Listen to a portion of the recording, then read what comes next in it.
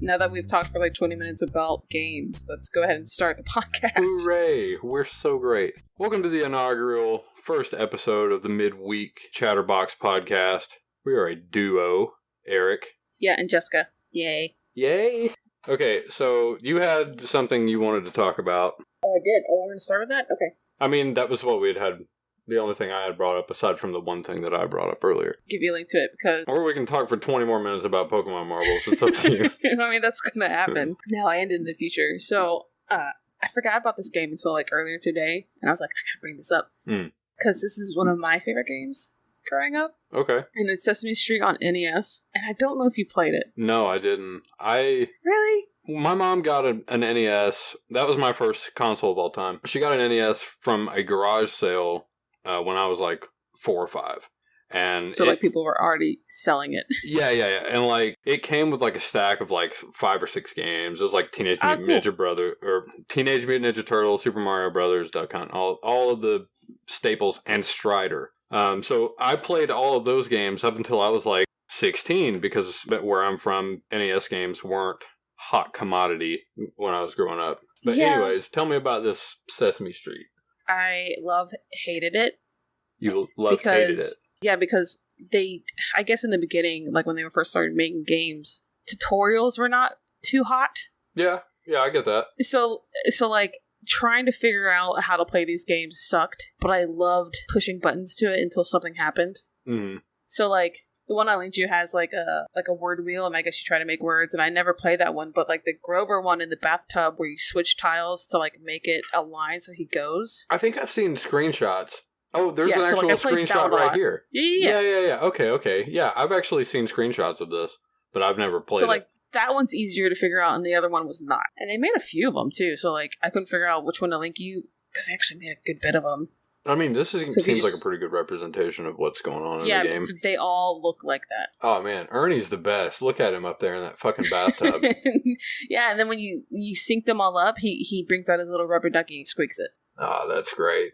Ernie's the fucking best. But, like, even, like, levels with this one weren't clear. So, like, you just repeated it. And, like, the next level was kind of the same. And it wasn't until, like, you were 10 levels deep where they'd, like, throw something hard at you. And you're like, Oh, that was probably, I wasn't prepared. That was probably just padding for the plethora of young Jessicas that were playing this game. But they never, like, I guess, after playing games for so many years, they've, like, game designers have learned how to build you up to certain new abilities and, like, different levels. Well, yeah, I mean, the NES was really the stepping stone, foundation. The frontier, the Wild Wild West. The quality control wasn't a super duper big thing. I mean, you can look up like the Bible Christian games. Like, there's virtually no quality control on those, to the point where Nintendo went out to sue this Christian company or Christian game company and got all of these Bible games. First of all, they were producing them on non-regulated carts, and second of all, for the NES? Yeah, for the NES. They're super funky looking. What? But Nintendo, like, sued the crap out of them and got literally all their games pulled out of, like, Walmart, Sears, all of these stores. So they literally, like, opened, like, pop-up, like, Christian bookstores and just to sell these games in. I didn't know that. Yeah. They're just... I feel like I don't know this. What do you mean? Like, I didn't know someone else made games without Nintendo's knowledge. Oh, absolutely. There were hundreds of these fucking illegitimate NES games. Like, and you could always tell they were illegitimate because of the carts that they put them in. They were always like funky colors or funky shapes. Look just like this, just about it. They were like Tecmo made some. Yeah, I see them now, yeah. Yeah, they were just all super funky looking. Holy cow. But I had no idea. Yeah, Nintendo came after them hard. I bet. Yeah. There's a reason that most of these places aren't around anymore. But then it started to come back on the Game Boy Advance. Like, the same people that would make some of these NES games were making legitimate Game Boy Advance carts. And Nintendo was publishing and approving those.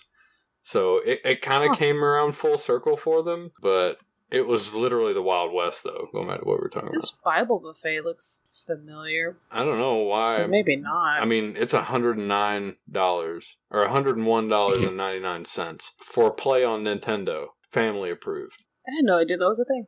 Yeah, I think this was an illegitimate cartridge, too. because I think this is box art, and there's no like Nintendo seal of approval or quality stamp on it or anything. It just says for play on Nintendo on it. But yeah, there were fuck tons of these. Now this one says, awesome video game memories. Bible adventures. I can certainly guarantee that there's not going to be any sort of memory from that for anybody's mind. They're playing Sesame Street. That's where all their memories are. We got sidetracked from your Sesame Street thing. That's fine. So I fucking love that game. I didn't know what, like, most of it, I had no idea what to do. Kind of like we had Excite Bike or whatever, but like I hated that game because I didn't know how to play it. I don't think I didn't teach you anything. I don't think I still understand even today how to play Excite Bike. I don't, and like I have it on my like my Game Boy or whatever. Yes.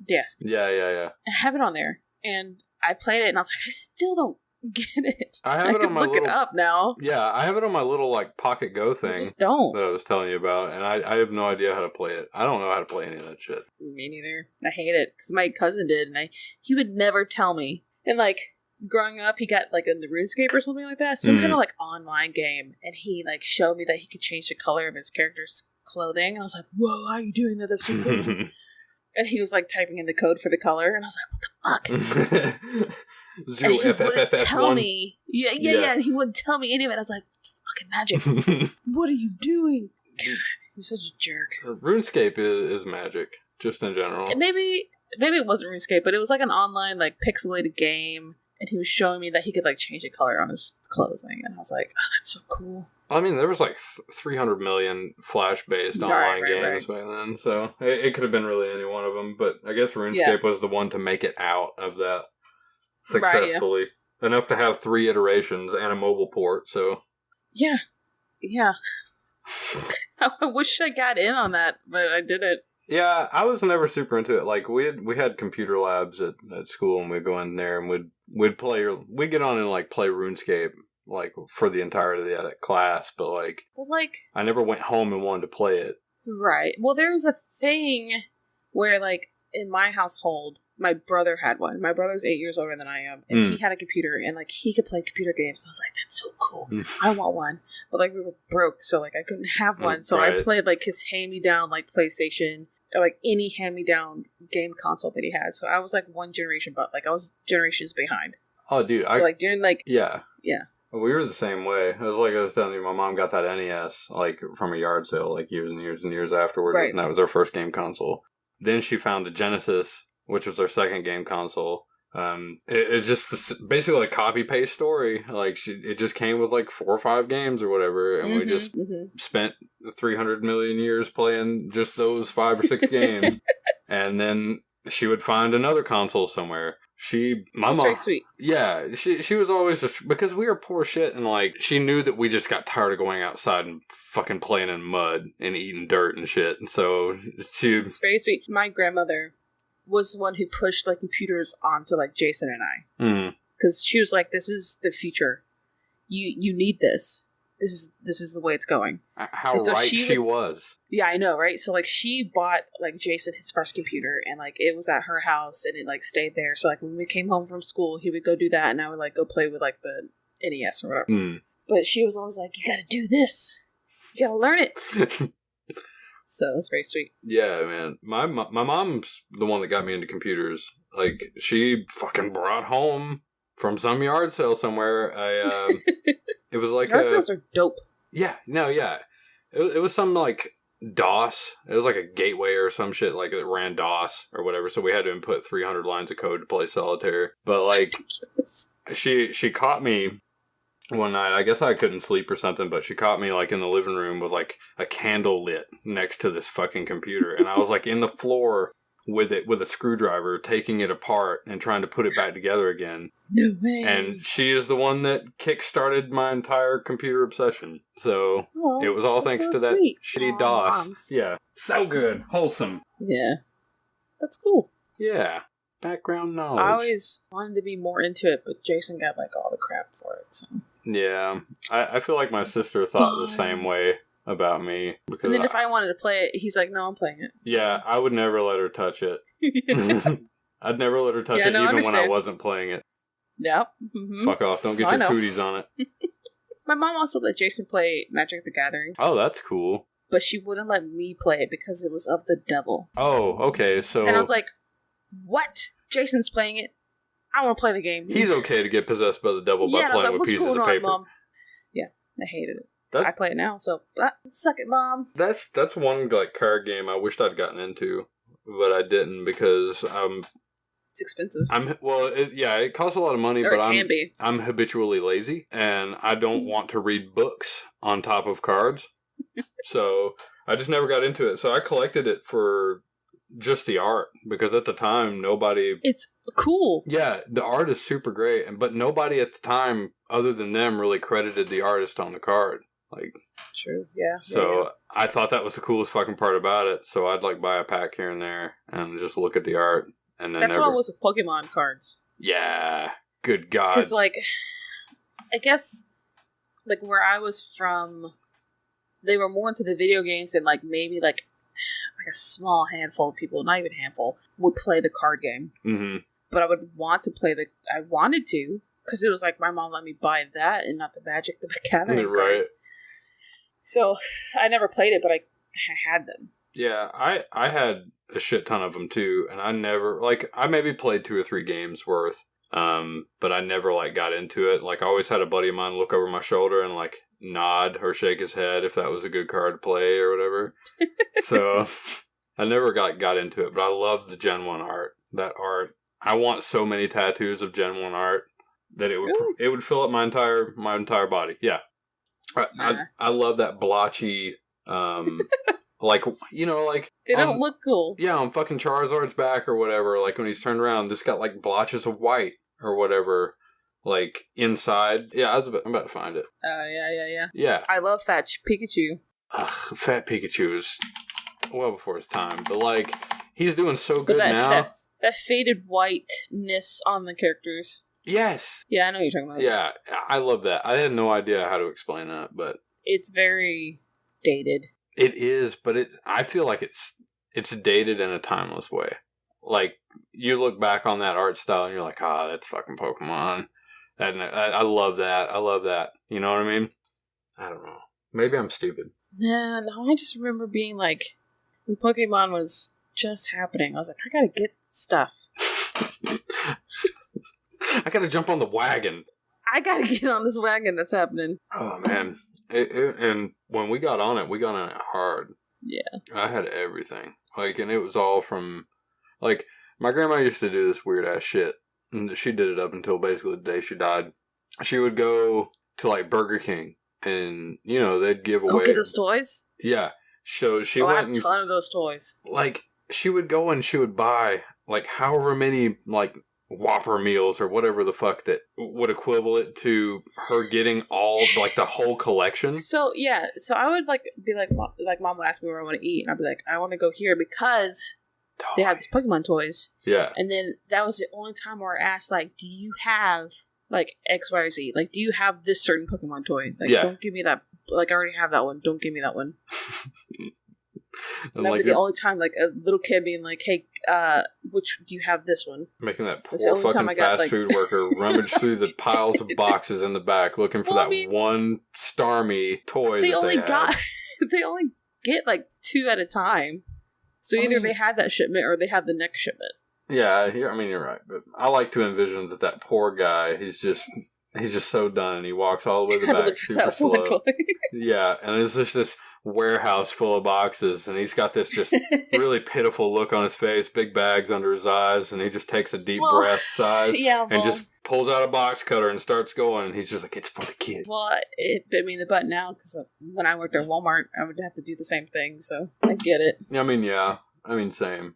But still, I always feel like fast food, a restaurant in general, like food service in general, is just like... I am kind of glad that I never had that experience. Yeah, and like, because they get my majorest of kudos. Because I could not fucking do that shit. They deal with customers, but then they also deal with customers who are hungry. Like, and those are the 2 worst things on this planet, is customers and hungry customers.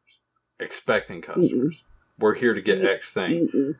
You didn't put this thing in there, so I'm gonna fucking let you have it over this counter, and you're gonna get paid $8 an hour to listen to me fucking scream at you. That sucks. That's awful. That's awful, yeah. But yeah, the toys were great though, Kudos on them for getting all those toys out for these little kids. And she'd go and she'd get the, you've seen them. You've been to my house and saw the goblets I fucking drink out of, the Lord of the Rings goblets. Oh, yeah. She went and she got enough fucking Whopper meals or whatever to get the entire set of those as well. We did that for, the Disney cups. Yeah, I wish. And then, Burger King had, glass Batman stuff. Mm-hmm. The mugs or whatever. We did it for those. Some of those. They were Batman Forever, I think. That survived. Yeah. We have one that has survived, so we have one of those. And I don't want to touch it. Is it the one where it's got the bat suit with the nipples on it? I think so. Oh, God, that's the best. I remember it's the one with Batman on it. That's the best bat suit. I don't care what anybody says. All because it's got bat nipples on it. But yeah, no, the detail on those fucking, on those mugs were great. Just like the Lord of the Rings ones, the details on it are fantastic. Cool. It probably cost so much money to make those back then. Why did they ever do that? I don't know. They sold those. That wasn't a gift. That was you had to buy whatever, $5 or $10 to buy them, right? Well, I mean, yeah, you had to buy the equivalent of the meal, I think, or you had to buy a certain type of meal to be able to qualify to get this for either free or a discounted price. McDonald's. Those from Burger King. Are you talking about the Batman? The mugs. Yeah. Those were from McDonald's. Ooh. Oops. Yeah. I mean, you've got your noise going on, and then Tux just hauled ass up out of the room and smacked her head on the wall. Well, it's good to introduce it now. Yeah. Eric has a cat. I have a cat. She's 14.5 pounds. And you can... How old is she? I don't know. I've never gotten her, actually aged, but we've had her for a little over 4 years, I think. That's not long. No, it's not long, but So when we first met, you had just gotten her? I think I'd had her for a few months when we first met, because it was right after...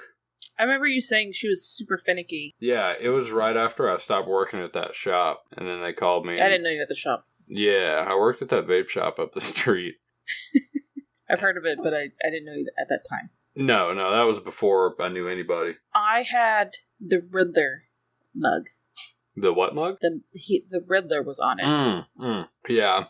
Oh, that was Jim Carrey, right? Was it? I think it was. I think it was too. Yeah. I think he's the only reason why I don't mind the Riddler. Yeah, it was him. Because I hate the idea of him. The Riddler or Jim Carrey? Yeah. No, the Riddler is so stupid. What are you doing? What's your, what? Riddles? He tells Get riddles. Get out of here. Get out of here. The Joker's here. What are you doing? He wraps up riddles around the possibility of killing Batman. No. Yes. Why? Because he can't... The Joker tells jokes. Whatever. Riddles aren't funny. No. Get out of here. I hated it. But I love Jim Carrey, so I liked seeing his character, his storyline. Because at the time, I only loved Batman for a certain reason. We don't have to get into it. But watching the Riddler, not knowing the story arc of every character. Yeah. And then seeing it in the movie, I was like, oh, okay. Well, maybe. I feel like no matter, who... or what character it is, as long as you see a Bill Murray or a Jim Carrey or an Adam Sandler or one of those older comedy legends playing one of Bill these. Bill Murray would have been cool. Yeah, Bill Murray would have been fucking great. But I mean, it gives that character sort of more of a face, a real face that you can see, you can hear. In a way, you can feel the weight of their words instead of reading them out of the comic book. Every time I was playing the Arkham series, the Riddler would come, I just automatically hear Jim Carrey.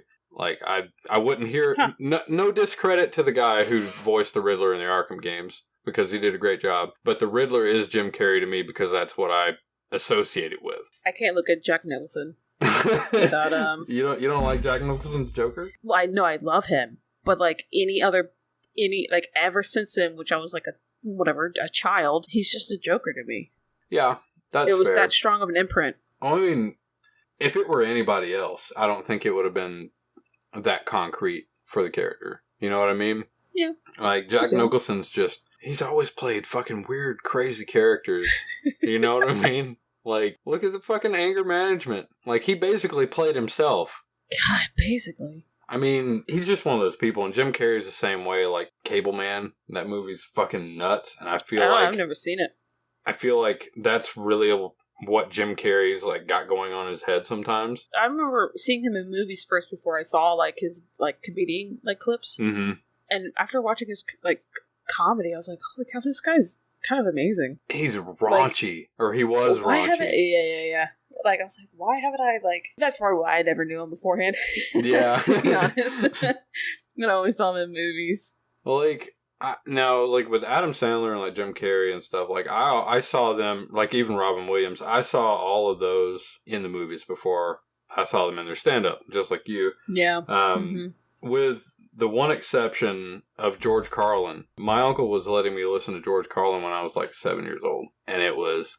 raunch. Like, it was the raunchiest of raunch. And then, like, we'd watch movies or whatever, and then George Carlin would be in those movies. It's like, you know who that is? And I was like, yeah, it's George Carlin. What the fuck? I know that voice. That nasty 2-pack-a-day smoker voice. I know that voice. That's so funny. You and I kind of live similarly. Yep. Yeah, that one. Well, we were, like, super poor, super southern. I feel like everything has a variation on it. So, like, the only comedian that I ever listened to was, super famous, Jeff Foxworthy. Oh, no. So that was, like, the only one that they let me listen to. Oh, no. Yeah, and it was on a cassette tape, and we listened to it in our Ford pickup truck. Oh, that's the worst thing I've heard all day. The AC didn't work, and we just listened to Jeff driving in the truck. Oh, my God. Going to Home Depot. At least it wasn't old Larry the Cable Guy. No, he was a lot later, wasn't he? Nah, they were doing it, like, at the same... Well... No, he was a lot later. Yeah. Yes. Yeah. I refuse. I heard him on the radio the other day. Larry the Cable Guy or Jeff Foxworthy? Yeah, because he was in a celebrity golf tournament here in Florida, and I heard him on the radio. Yeah. Apparently he golfs, and I didn't know about it, and I listened to it. So. Okay. I mean, that's fine. Sure. He's living his best life for life. Why not? Let's see. I pulled up old Daniel Lawrence Whitney, Larry the Cable Guy. Known personally for his name, Larry the Cable Guy is an American stand-up comedian, actor, producer, singer, radio personality with a career spanning over 30 years. I remember he got big, and like years later, someone told me that was a character, and I was like, shut up. I went on for the longest time thinking that was that dude, but no, like I did too. I heard him actually talk. I'm kind of glad. Yeah, I heard him actually talk, and it's like it's night and day. There's really no drawl to it, and it's super kind of disappointing because he's always made himself out to be this disgusting hick, but like truthfully, he's not. And that's when I realized he was a brilliant man. I mean, he's made a character so much money. My God, I know. So much money from just doing that. Telling fart jokes for 30 years. Yep. Smart guy. I mean, yeah, he's a businessman. I gotta give him props on it. I don't like him, but I'll give him props. That's when I hated it. I mean, it is. All of that shit is stupid. Like, yeah, but it's so smart because you can just retire whenever you want. I mean, yeah. Whatever. Let's talk about a game. Yeah, this topic sucks. Okay, so I guess we can segue into that thing I wanted to talk about. So we're a little late for the overall news about it, but I want to talk about Warcraft 3 Reforged. So, sure. As it stands, or as it standed, it was one of the lowest rated games on Metacritic. It went down from what I previously told you from 1.5 to 0.5.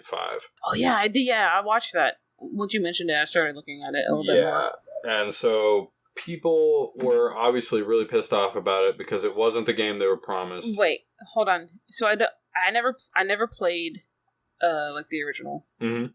So it's out? Yeah. Like the Reforged is out? Yeah, the Reforged came out 28th. Okay. Yeah. So it's been out for a little bit. Too much of dismay. Like it's running on the same source engine as the original Warcraft 3. It was just higher polished graphics, this, that, and the other. So I don't know much about it. What did people expect from it? They expected a full high-quality remaster with 4K textures, essentially. And that's not what they got. The graphics were lackluster at best. I see. It's like a little updated. Yeah, just tiny amounts. Like some of the spell effects or like the buff effects on the ground are the exact same. Huh. Well, I mean, what point of nostalgia do you want compared to like... Well, I mean, the quality of like today's game? Well, I mean, I feel like the standard has to be upheld from their point of view because the way that they shot and put that trailer out, it looked like everything was going to be basically looking like an in-game cinematic. Oh, okay. So people are messed up because they released a trailer that like promised certain things. Right. And none of those things really came to fruition. I mean, some like the opening cinematic, in my opinion, was I didn't buy it, but I watched people play it.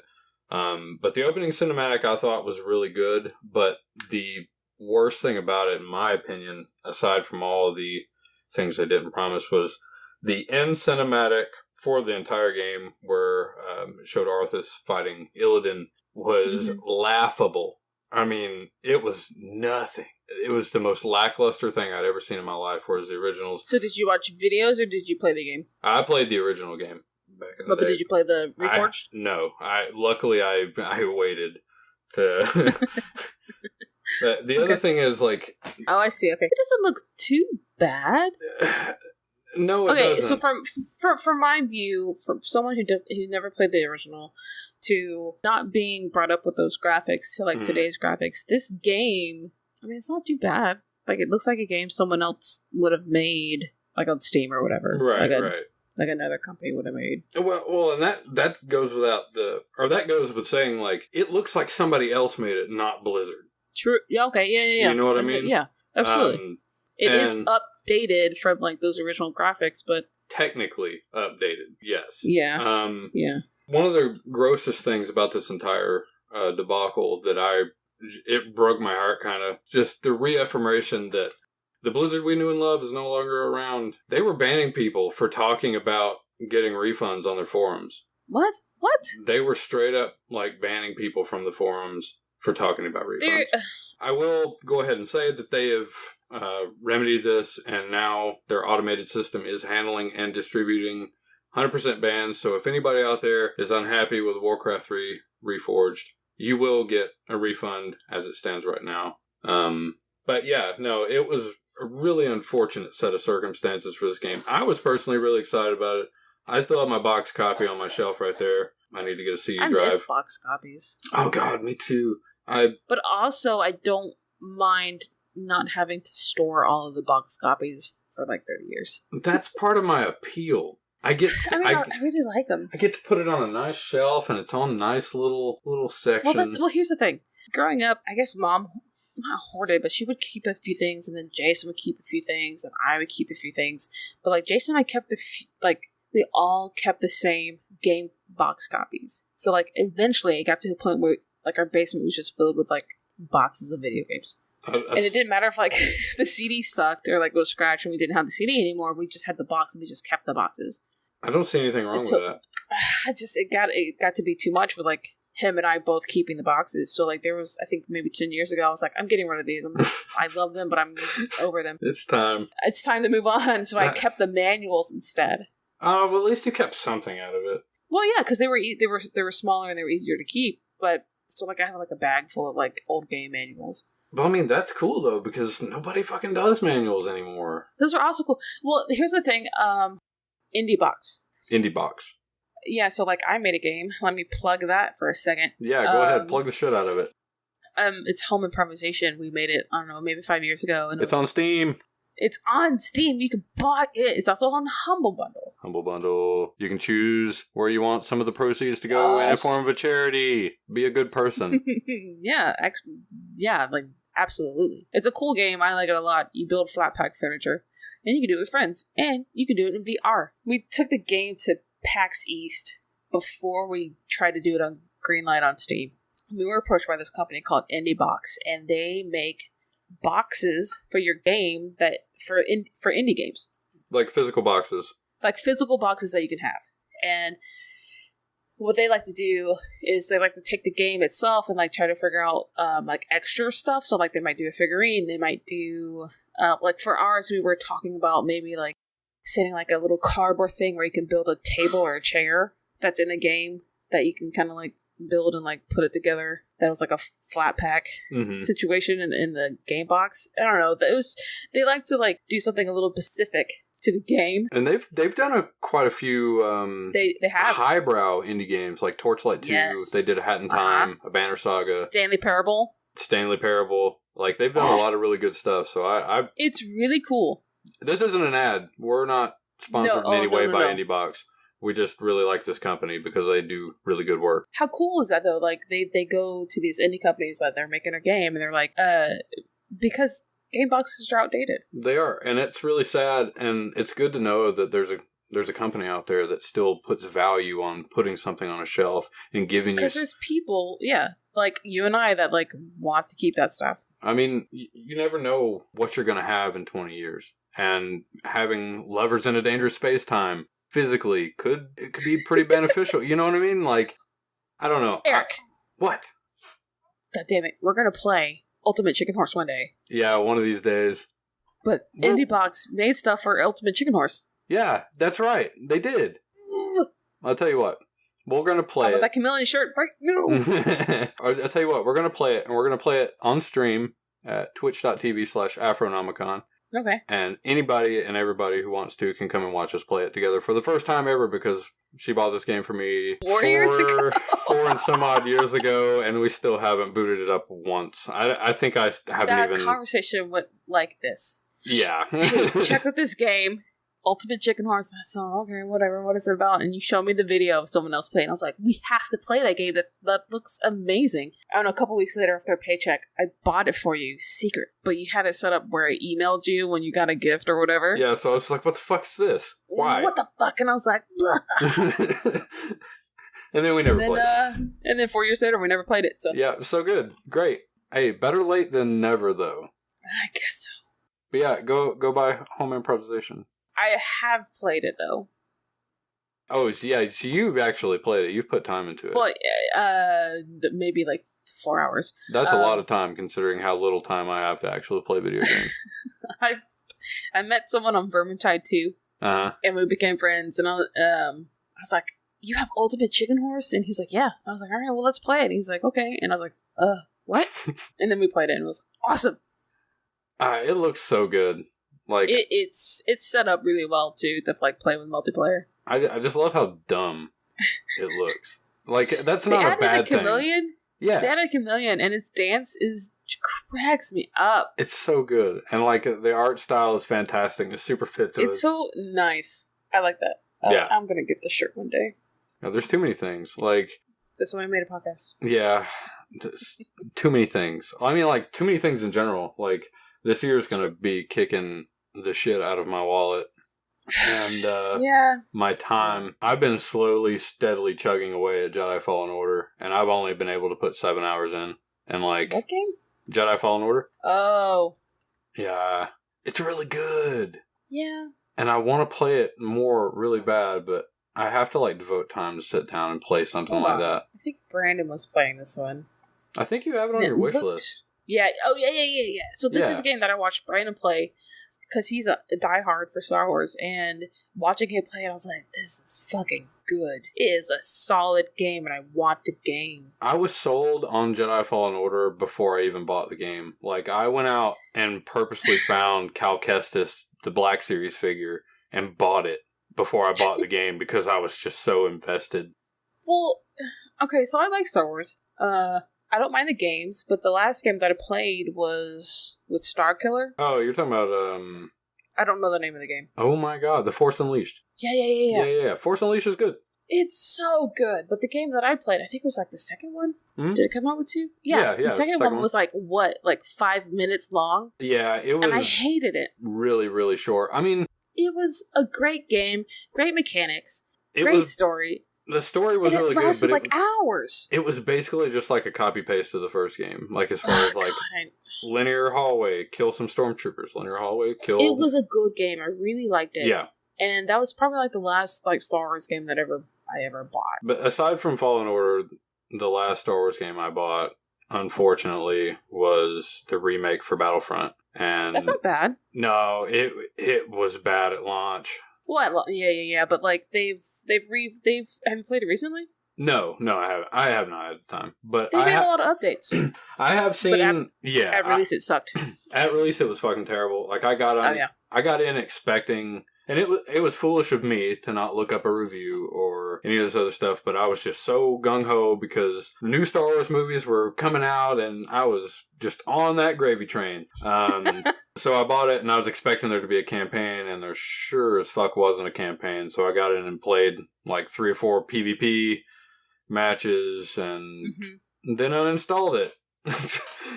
Because there wasn't a way EA wouldn't give me my money back for it. Oh. So, yeah. See, I like... Starkiller's not even canon. No, none of that shit is canon anymore. So stupid. Well, I mean... I loved him. I mean, everybody did. Just like everybody I've talked to about The Force Unleashed, like, love Starkiller and love that entire story surrounding Starkiller. I don't even remember his story. I just remember I loved him. I love that game. And I beat it and I was like, what? That's it. Yeah. and I didn't invest in any other game after that. The last, go ahead. Okay, watching Brandon play Fallen Order, I was like, I don't know, now I kind of want to play it. It's good. It looks great. The platforming's super nice. The saber combat's good. The skill tree is fucking fantastic. The story, like, I don't know any of these characters from anything else because they're completely new characters, and I'm already invested. I'm invested in Cal Kestis. I love the fucking pilot of the ship. Like, he's just a cynical little butt face. And I love him because I feel like the way he looks inside and out is the way I feel like I look inside and out. And so we bond. Okay. We bond. What's his name? Fuck, I don't know. I can't remember. I've only put 7 hours into it. Yeah, he does. He does. Just play it and enjoy it. I mean, I'm trying. Here's the thing. With this podcast, okay, so currently I don't have a job. Mm-hmm. So when I play a video game, I'm like, I'm the shittiest person in the world. So I don't. You just don't play them? I just don't play games because I feel really bad because I'll play games when Brandon's off work and he's home. Right. And that's it. And I kind of miss just playing games that I want to play because they're fun and they're good. And it's better than dicking around on the internet doing nothing. Yeah, true. So with the start of this podcast, I want to make an effort at least playing a game at least once a week, one night, and just picking a game and playing it. Yeah. And I mean... my backlog is horrendous, and that might actually put some fire under my ass to actually do it. But the sad thing about it is, like, when I get off, I'm working 12, 13-hour days some days, the last thing I want to do is sit down and put emotional and, like, physical thought into playing a video game, and then getting done playing that said video game, and just like, fuck, I could have done something else with my time. You know what I mean? Like, no, I understand. It's really shitty because video games are my favorite thing. I think maybe because we're getting older. I don't acknowledge that. I don't have a birthday. No, I forget that you're younger than me. Yeah. Because to me, you're like 4 years or 5 years older than me, and you're not. It's the opposite. And I forget all the time. Yeah, it's fine. I guess for me, like, growing up, I realized, like, I could be doing other things. I love video games. I still want to do them, but also, like, there's other things I want to do. Well, that's like sitting down and playing video games. That's the end goal for me, but by the time I get to it, I'm just like, fuck. I told you this before. I can't wait until we're old and senile, and we're just playing video games in an old home. Oh my god, that's going to be the best fucking shit. And it's just a LAN party. You think that we're going to get to the point of being so senile, we're going to forget like Pokemon, we're going to forget like Dark Souls, we're going to forget all these really, really great games, and then we'll get to play them again for the first time? I mean, one can only dream. God, I wish I could just fucking wipe Pokemon out of my fucking head so I could play. Oh god, if I could wipe Pokemon in Skyrim, I would do it in a heartbeat. If I could wipe Pokemon, in a heartbeat. Dark Souls 1, Oblivion, and Doom 2 out of my brain and just go back and play those, I think I could die happier than if I could just re-experience those games again. Oh, and Diablo 2. And Diablo 2. Oh, yeah, that was a good one. Yeah. That was a good one. I wish I had a better experience with it because, like, that was around the time where I didn't have a computer. However, I guess, like, it was, like, re-released when they made, what's the thing they use now with all the Blizzard stuff? The Battle.net launcher. The Battle.net, yeah. So, like, once that was released, that's probably when I got it. And then, like, everyone else knew the game. Everyone else knew just the ins and out of, like, everything about it. So, like, I would be like, what the fuck am I doing? I'm lost. And they're like, oh, don't worry about it. I'm like, what do you mean don't worry about it? I'm lost. I don't know what we're doing. And then, like, they unlock the portal and we go to the next map. And I was like, what happened? Yep. I love that whimsy. You know what I mean? I mean, I would have if I had a better experience of like not being rushed through it. Yeah. Like now, I still like it. It's good, but I wish like I had the experience of like first playing that game. Yeah, I get that would have been cool. When I first bought Diablo 2, it was purely on a whim. Like I just started getting into like heavy metal music and like black metal and all these deep, dark, terrible things. And then Diablo. Like I went to Walmart and I had like some extra spending money from my allowance or whatever. I was chopping wood, get a few dollars so I could go down to the store. And then I was perusing because I just got a hand-me-down compact. It had like some sort of fucking terrible Athlon in it or whatever, some chipset. I don't know what it was, but I just happened to go buy the PC game rack, and the box art for Diablo 2 just caught my fucking eye. It's cool. It's this big skeleton man, and it's all black and white, and it jumps out from all the other bullshit on the shelf to let you know it was better than everything else. So it's flexing on you on the shelf. It truly was, and I couldn't believe what I was looking at because it was probably the most horrendous looking thing on the shelf. But I couldn't take my eyes off of it. So I did. I used to spot it. Yeah, I had a friend of mine that worked at Walmart. His name's Scott, and he was very much into the same shit I was in, but he was older than I was by a good margin. So he just, sorry to call you up, Scott. He just sold that shit to me as I was like super duper underage, and that's what I spent the next like 10 years playing. You say that, but like, what was that, like 15 years ago? Ish, maybe? Ish, a little more, yeah, maybe. Yeah, and back then, I guess, like, ages, everyone kind of, like, smudged the numbers on that a little bit. Well, I mean, then. The ESRB was, like, fully intact. Like, Mortal Kombat was the one that got the ESRB, like, stapled in because people were bringing home Mortal Kombat, and then people were getting their spines ripped out and shit, and the moms were going nuts. So I missed that because Jason did Tekken tournaments. Yeah. So when we had Mortal Kombat and whatever, we were already desensitized from Tekken. Yeah. Which isn't much, like, it's just another fighting game, but still. And going back to when Mom brought that Genesis home, Mortal Kombat 2 was a part of that. And at that point in time, that was the most violent. Yeah, it was on Genesis. See, no, this is where, like your knowledge of, like, the game history is a lot better than mine. No. Because, like, with me growing up playing games, I don't care. It was what I had, and that was the games.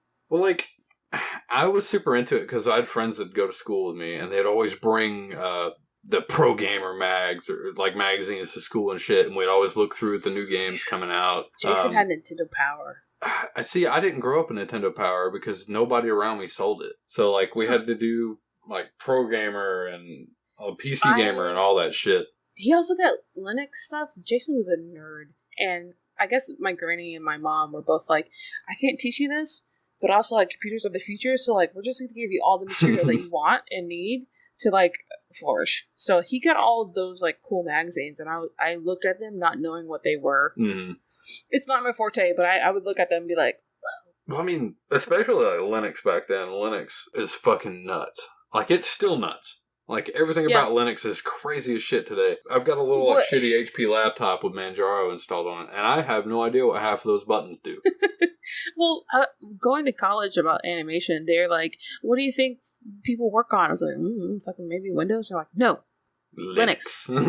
Like, you gotta be on top of that. You gotta code all that shit. Like, if something's wrong with rendering and stuff, you gotta be on top of it. And I was like, no. Well, I mean, it just goes to, like, say, like, Linux has been around forever because it is, like, open source. Like, the community literally builds it up. I would love to learn some of it. I tried. Yeah? I tried for a good long time, and I love Ubuntu. I love Manjaro. Mint is very good as well, but I have You're speaking gibberish to me. They're different distributions of Linux. Okay. Each one of them is good for different things. I think Ubuntu is like what everybody starts with. It's the most user-friendly. Like it can update by itself, sort of like what Windows does. Shit like that. Manjaro is a little more advanced, I'd say, but not totally unserviceable by a newcomer. And then everything else is just fucking, you have to put in 16 lines of code to install one program. Like, I'm not lying. I just, no. To get Chrome installed on that Manjaro laptop that I have, it took me so many lines to get it right and to get it installed perfectly. But it's terrible. Like, I love it, but it's terrible because I don't have the capacity to remember all that bullshit anymore. Oh, true. Yeah. But, okay. I don't know how we segued to Linux. Me neither. That was really strange segue, but okay. What were we talking about? I don't know. We were talking about, I don't. Oh, Star Wars. We were talking about Star Wars and somehow ended up on Linux. Wait. You said you related to the pilot? Who did you relate to? Was it Robot? I relate to the pilot, and I was going to look his name up. Grease Dietrich? Grease? Is that his name? Grease Dietrich? Yeah. And he kind of looks like he has like a butt face. A beard hair face? Yeah.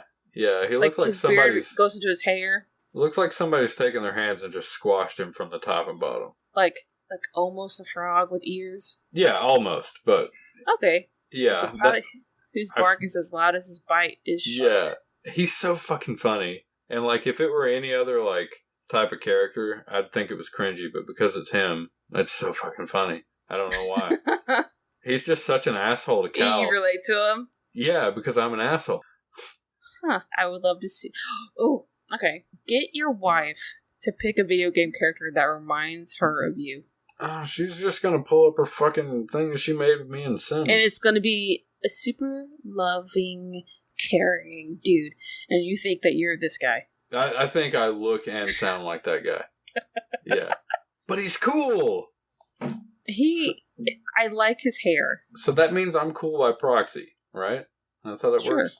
Sure. I don't know anything about him, but, like, his picture's neat. He just flies a ship and he's an asshole to Cal Kestis. That's all you really need to know. And the Sister Inquisitors, or whatever they're called, they're super dope. I'll tell you the one that I like a lot. Tell me. I'm excited. Because Star Wars does this thing where, like, each, at least film or movie, has a new robot in it. Yeah. Or at least in the later ones. Yeah, and the new ones they all have these different personalities to them. Mm-hmm. And when I saw L337, I fell in love with her. Oh, yeah. I know what you mean. Like, I was like, this is mine.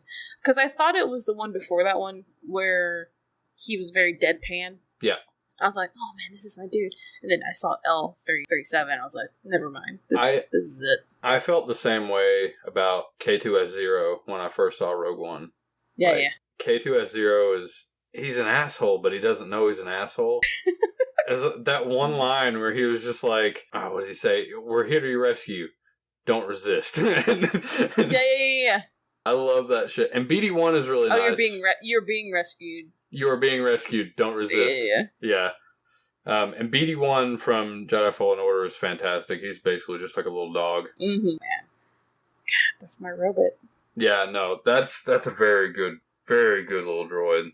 I like her voice because it's just a tad bit sarcastic. Well, it's a lot more distinguishing from any of the other, like, non-actually speaking droids. Yeah. Like, R2 is R2. BD1, like, you can kind of see just by the way he moves and and sounds that he's sort of like a lesser intelligent droid.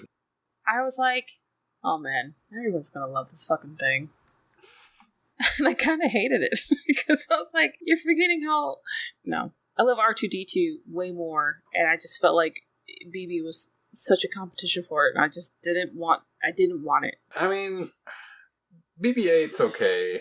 Like, I like its design. I don't like its design. Oh, that's really? The thing. I feel like as a design standpoint, if the wrong things happened, that droid would be fucked. Because it's literally just a rolling ball. I mean... There's no traction, no nothing for it to grip to. I don't know. It was like when I first saw it, I just thought of all the terrible things that could befall this droid. It's bad design. Yeah. But over the course of 7, 8, and 9, I grew to really love BB-8. Not as much as K2S0, but I really, really love BB-8 now. Oh, so BB-9 is like the baddie. Yeah. Yeah. They added it in Just Talking About It. God damn it. Rogue One? No. What? Yes. The MMO. Oh, are you talking about the Old Republic? No. What are you talking about? Crap. Where you fight against other people. Battlefront? Battlefront, yep. Okay. They just added BB9 to Battlefront. Oh, I didn't know that. Battlefront 2. Yeah, so now 9 so it's in 2. I heard 2 is much better. Like, it got a much better launch from what I understand. I might be thinking of 2 then. Yeah. No, 1 didn't have a good... I haven't played 2 yet. I watched Brandon play 2. It looks nice. Yeah, I heard that there was a campaign, and I was immediately on board, but keep forgetting to buy it. He was showing me, like, this one map where you played, like, on the ground with everybody, and then you were working towards this goal of, like, battling on the ship above everybody. Mm-hmm. And depending on how well you did, you either keep battling, or you get knocked back to the ground, and you have to, like, do something else. But, right. Depending how well you did, everybody, though, not, like, you, like, the whole team has to, like... Oh, so there's, like, there's, like, a risk for everybody if you don't do great. Yes. Oh. So, like, either you can make it up to the ship or not, or everyone does well and you make it to the ship and then it, like, continues forward from there. And if you fail at any point, you get knocked back to the ground and you have to finish the map on the ground. That's interesting. I didn't know that was a thing. Oh, yeah. It looked super cool. It made that type of game very interesting to me. And I haven't actually played, like, a shooter, like, competitive shooter since Unreal Tournament. Oh. Like, these newer shooters that are boasting, like, the online... I'm not talking about, like, the Call of Duties or anything like that. The things that are, like... The Unreal Tournament, like, 1? Is there only 1? Tournament Edition. Unreal Tournament Edition. No, there's a whole mess of them. Okay, so I had never played that game until, like, in my early 20s. I went to a LAN party, we played it, and I was like, this game's fucking awesome. Dude, Unreal Tournament's one of the funnest, and I mean, I think it still holds up today. I think we played it for, like, I don't know, 2.5 days straight. Yeah, that sounds about right. And then you won't touch it again for another 10 years. Yeah, and I never played a game, and I was like, why isn't it like this? What the fuck? We had a Computing in the Modern World class in high school, and a buddy of mine brought his Unreal Tournament disc in, and there was a local host folder that, for whatever reason, they didn't encrypt or anything. So he ripped all the files off of the CD, awesome. Dumped them into the host folder, and then everybody could get access. So we loaded Unreal Tournament, Halo 1, Call of Duty 2, what the fuck? And Quake 2, all on this source folder. And I'm assuming because of, like, the county that you were in at the time, was, like, unaware of that. He was unaware until about a quarter of the way through the semester, when literally all 19 or 19 or 20 of his computers were booted up playing Unreal Tournament. A game? Yeah. Right. And it was the craziest shit. It's one of the most fond memories I have from high school, because, like, it was just all of us in one room screaming at each other while the teacher was losing his fucking mind. Oh, and I don't know. That's how I really got into arena shooters. I have not played arena shooters in a long time, but these newer games... they're intense and they kind of suck. Well, I mean, like, some of these newer games... Suck as in, like, because of my player ability, not because of the game. Oh, okay, I see. Well, like, a lot of those things, like, it seems like they're trying to bring back some of the arena shooter goodness. You know, like, super fast, really satisfying gameplay without being too flashy. It looks like some things are trying to go back to that. And I think that was the major appeal, other than Unreal Tournament could run on a fucking potato. Yeah. Oh my god. Yeah, no. I need to get Battlefront 2, because I want to play that campaign. I heard it was really good. It's real good. It's going to have to take a back seat until I at least finish Fallen Order in the next 3 years. Alright. I think now's an okay time to stop. Yeah, that's cool. I don't know how to end it. Bye. No. Like I said earlier, I'm going to try to at least play a game, maybe a different game every week. I'm definitely going to try to dedicate a night of my week to a game, because I like them, and I deserve to, like, be okay with playing a game on night. Yeah, I agree. You need that. But yeah, I need to do the same thing, basically. I keep getting wrapped up in these fucking MMOs, and I just... That's okay. That's still a game. Yeah, but that's a time sink when I have, like, 14 million fucking single player games I could be playing with way better stories. True. In the future, I at least want a few, maybe just one, but maybe a few episodes talking about Pokemon. Yeah, no, because that's my thing, and it's your thing, but also Animal Crossing, because you're super pumped about it. That fucking podcast for March. Like, we can do it before and during and then after. It's on a Friday, so it'll be 2 days before Animal Crossing. Fine, that's fine. Yeah. I want to talk about it because you're really big on it, and I like that game a lot. But also, let's talk about it then. I want to make that a topic, and it could be like a whole full episode of it because. I mean, yeah, because we're both a little passionate about it. So Animal Crossing is very, very special to me, and for reasons we'll probably get into on that particular podcast, so we don't burn out all the topics on our inaugural. We would be here forever. Yeah. So. Okay. Excellent. So sometimes there'll be this conversation, and sometimes there will be probably like one dedicated episode about it. Yeah, I mean, game. I wouldn't be offended for doing like a dedicated episode a month or something like that. Yeah, like because that'll give enough time for something really interesting to come out. You know what I mean? Sure. Or something that we both really give a shit about. But yeah, March is going to suck ass because it's going to be very expensive. But well, I mean, Doom Eternal and Animal Crossing coming out the same day. Oh yeah. See, I don't care. It's just Animal Crossing. Yeah, no, I want both. Killing demons and planting trees. That's my ish. And they're combining on that one day. Yep. Joining forces. That's the duality of man. Okay, everyone, thanks for listening to the Midweek Chatterbox podcast. I know it was very sporadic and all over the place, but this is my first go, not her first go. So, but also, this is what I imagined it to be, so like, don't be surprised otherwise. I mean, I'm fine with this. The way that we wanted to set this up was to be a chat. You know, like we're talking about video games and a few things here in between. It's a conversation. So, that's what it is. There's no real like super duper hard structure. But that's about it.